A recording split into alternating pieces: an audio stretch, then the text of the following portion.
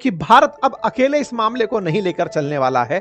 कहीं ना कहीं वो रूस, चाइना, ब्राजील, इन साउथ अफ्रीका, इन सबको साथ में लेकर, क्योंकि 50-50% पर पहुंच चुके हैं भारत और ब्राजील, 30% पर साउथ अफ्रीका, चाइना वालों के साथ डील की बात चल रही है, रशिया ऑलरेडी सैंक्शनड है। ऐसे में अगर ये पांचों कुछ खिचड़ी पकाते हैं और दुनिया में अमेरिका को आइसोलेट करने का कोई प्लान ले आते हैं, तो ये दुनिया के लिए एक अपने आप में बड़ी मिसाल कायम करेगा।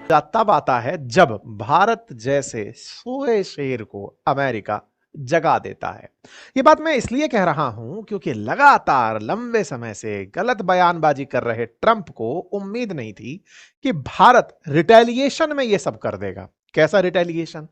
ट्रंप एक्सपेक्ट कर रहे थे कि मैं इन्हें दबाता रहूंगा, सीज फायर के नाम पर कहता रहूंगा कि मैंने कराया, ये लोग चुप ही रह जाएंगे। लेकिन भारत ने स्पष्ट कहा, ऐसा कहा कि बेचारों की नोबल की दावेदारी अब लग नहीं रहा कि कोई कर पाए। इसीलिए इन्हें लगता है कि जिस काम के लिए ये राष्ट्रपति बनना चाह रहे थे कि मैं रूस यूक्रेन युद्ध को एक दिन में रुकवा दूंगा, वो साल भर होने से पहले तो रुक जाए, कम से कम इन्हें कोई क्रेडिट तो दे दे। इसीलिए इन्होंने भारत पर दबाव बनाने का प्रयास किया।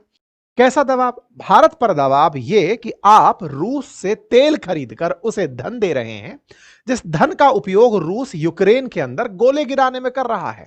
तो माननीय ट्रंप को जब यह एहसास हुआ कि भारत ने हमारे खिलाफ ही काम किया हुआ है, युद्ध तो ना जाने हम कब का रुकवा देते, ये तो भारत वाले हैं जो तेल खरीद लेते हैं, पैसा पहुंच जाता है, पैसे से गोला बनता है, यूक्रेन पिट जाता है। कुल मिलाकर के इन्होंने एक समझदारी भरा कदम चला। लेकिन इस समझदारी भरे कदम पर हमने अपनी प्रतिक्रिया पहले ही दी थी कि असल में यह समझदारी इतना लेट से क्यों आई और यह समझदारी असल में बेवकूफी क्यों है, यह हमने बताने का प्रयास आपको किया था। तात्कालिक कारण तो यही है कि इन्हें यह रास नहीं आया कि सच उजागर हुआ। जैसे ही इधर पीएम ने संसद में कथन सत्य कहा, उसके तुरंत बाद यह भड़क कर टैरिफ की घोषणा कर दिए थे। टैरिफ की घोषणा को इन्होंने साथ साथ कहा कि पेनल्टी लगाएंगे क्योंकि तुम रूस से व्यापार करते हो। आज घोषणा होती है कि 25% एडिशनल टैरिफ लगाएंगे। कल रात को जो हमने सेशन किया था उसमें मैंने बताया था कि अमेरिका का एक एनवॉय रूस की यात्रा पर है। अमेरिका रूस पर 8 तारीख तक कड़े फैसले लेगा। ऐसे में भारत से संभव है कि वो पहले ही डिसीजन ले ले। तो जो होना था कल, जो बताया था मैंने 24 घंटे में फैसला हो जाएगा, वो हो गया। 25% एडिशनल टैरिफ का अनाउंसमेंट हो गया। कुल मिलाकर अब भारत अगर अमेरिका सामान भेजता है तो उसे 50% टैरिफ देना होगा। यह बड़ी हेडलाइन बन जाती है, ट्रंप इंपोजेस 25% टैरिफ, और ये टोटल बन जाता है अब 50%। अच्छा साहब, 50% टैरिफ के साथ साथ और क्या हुआ? इस बात से क्या हम डर जाएंगे? क्या हम रूस से तेल खरीदना बंद कर देंगे? तो मात्र इस मैसेज से समझ जाइए कि डोभाल साहब इस समय रूस की यात्रा पर भी हैं, और वो रूस की यात्रा पर हैं तो उम्मीदें पूरी हैं कि आप पुतिन साहब से जाकर मिलेंगे। ऐसे समय पर जब आपको धमकाया यह जा रहा हो तेल ना खरीदो, आप जाकर राष्ट्रपति से मुलाकात करने पहुंच रहे हो, तो क्या कोई अगेंस्ट में खिचड़ी पकाने की बात हो रही है क्या? ये खिचड़ी पकाने की बात आई क्यों आई? इसलिए क्योंकि एक खबर आज और रिलीज हो जाती है, और वो ये है कि भारत के प्रधानमंत्री इस महीने के अंत में चीनी राष्ट्रपति से मिलने 6 साल बाद, इवन गलवान वैली इंसिडेंट के बाद, चीन जा रहे हैं। 6 साल में जो कुछ भी बदला हो, इतने समय बाद भारत के प्रधानमंत्री चीन की यात्रा पर हैं, और चीन की यात्रा की घोषणा ऐसे समय पर हो रही है जब ट्रंप धमकाए जा रहे हैं कि तुम पर इतना % टैरिफ लगा देंगे। ये सारी बातें तो होती ही हैं, और इन सब बातों में एक बात साफ है कि आप जितना हमें खींचोगे, हम उतना और तुम्हारे विरोध में चले जाएंगे। तुम्हें चिढ़ मचती है रूस के नजदीक जाने पर, तो हमारे एनए से पुतिन से मिलने जा रहे हैं। तुम्हें चिढ़ मचती है चाइना से, तो हम खुद चाइना के साथ खड़े हो रहे हैं। ऐसे में ट्रंप के लिए यह कितना बड़ा सेटबैक होगा, जिसके चलते उन्होंने भारत पर 50% टैरिफ का अनाउंसमेंट कर दिया। ट्रंप जब आए तो ट्रंप को यह रियलाइज हो गया था कि पुतिन कहीं ना कहीं ब्रिक्स कंट्रीज को, ब्राजील, रशिया, इंडिया, चाइना और साउथ अफ्रीका को एक करने का प्रयास कर रहे हैं। ट्रंप इस बात से भयभीत हुए, और इसी के चलते उन्होंने पिछले ही साल एक ट्वीट मार दिया और कहा कि अगर अमेरिका के खिलाफ ये ब्रिक्स कंट्री सोचते हैं कि वो कुछ नया तरीका इजाद कर लेंगे, तो याद रखिएगा उन पर मैं 100% टैरिफ लगा दूंगा, उनका कोई भी माल चाइना में बिकने नहीं दूंगा। हमने इस बात को सुना तो था, लेकिन धीरे धीरे अब हम इस दिशा में आगे बढ़ने लगे हैं। ऐसा मैं क्यों कह रहा हूं, आप नोटिस करिए, ब्रिक्स के लिए जो ये धमकी थी वो किन देशों के लिए थी? ब्राजील में फिलहाल लूला ऑलरेडी इतने भड़के हुए हैं ट्रंप पर कि उन पर ऑलरेडी 50% टैरिफ लगा हुआ है। उनके खिलाफ बाल्सेनारो की कहानी मैंने सुनाई है, आगे भी दिखाऊंगा। वो भड़के पड़े हैं। रामाफोसा को बिठाकर इन्होंने बेइज्जत किया था साउथ अफ्रीका वालों को अमेरिका में। दो ब्रिक्स के अंदर बी और एस खिलाफ हो ही गए।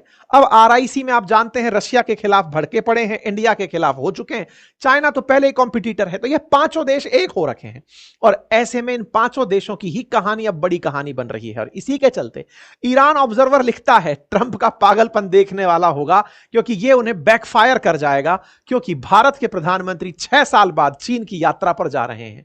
दुनिया वाले अब इसे लिखने लगे हैं। एक मेगाट्रॉन करके न्यूज चैनल का एक हैंडल है, वो कवर करता है कि भाई ट्रंप भारत पर सैंक्शन लगा रहे हैं, भारत रशिया की यात्रा, चीन की यात्रा पर जा रहा है। यह दर्शाता है कि इंडिया और चाइना ने ऑफिशियली रिजेक्ट कर दिया ट्रंप के अल्टीमेटम को कि तुम रूस से तेल खरीदना बंद कर दो। यह बात जब न्यूज में आती है कि रूस के साथ रहना डिसाइड कर लिया है इंडिया और चाइना ने, तेल खरीदने पर साफ इनकार कर दिया है कि हम अमेरिका की बात नहीं मानेंगे, इस बात को अलेक्जेंडर डुगिन रिपोस्ट कर देते हैं। मतलब कि यही लाइन जो लिखी है ये सच है, ऐसा कहकर अलेक्जेंडर डुगिन। अब ये कौन है? अलेक्जेंडर डुगिन वो व्यक्ति हैं जिन्हें पुतिन का दिमाग कहा जाता है। ये वो व्यक्ति हैं जो पुतिन के विदेशी मामलों के सलाहकार कहे जाते हैं। लंबे समय से ये पुतिन के साथ हैं, फॉरेन पॉलिसी के मामले में पुतिन के साथ, मतलब दिमाग इन्हीं का चलता है। मतलब एक तरह से समझिए कि जो डुगिन है वही पुतिन की मेमोरी है, या फिर कहिए तो प्रोसेसर है कि वो दुनिया को कैसे देखेंगे तो डुगिन बताएंगे। तो डुगिन ने जिस ट्वीट को रिपोस्ट किया, इसका सीधा सा ऑफिशियल मीनिंग ये निकाला जा सकता है कि इंडिया ने और चाइना ने ट्रंप की धमकियों को बाईपास कर दिया है। कहा है कि हम रूस से तेल खरीदते रहेंगे, तुम्हें जो हो वो कर लेना।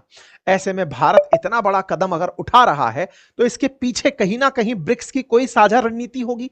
मैं ऐसा क्यों कह रहा हूं? इन पांचों लोगों को पहचान लो। शुरुआत भले ही लूला से कर लो। लूला को चाइना अमेरिका वाले काफी धमका रहे थे। साथ ही साथ में रामाफोसा के साथ जो किया वो आपके सामने है, बिठाकर व्हाइट हाउस में जो इंसल्ट की, जिस पर हमने व्हाइट हाउस में जेलेंस्की 2.0 करके एक सेशन किया था। साउथ अफ्रीका ने इस बात में बहुत ज्यादा ट्रंप के खिलाफ फिर भला बुरा कहा था, लेकिन ट्रंप गुस्सा होकर के उसके ऊपर 30% टैरिफ लगा दिए।